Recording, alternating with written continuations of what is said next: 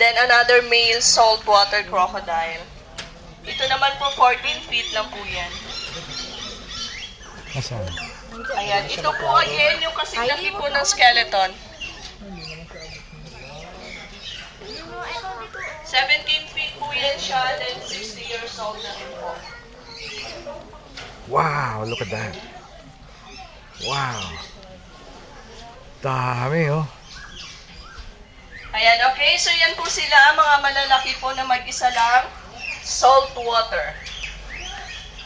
Saltwater po. Then ito naman po, freshwater. Hanggang doon sa dulo po, mga freshwater yan. Pwede mo ibenta yan. For Ah, sale na yan, di ba?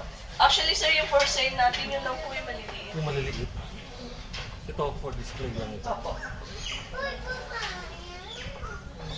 OM, ganyan nga.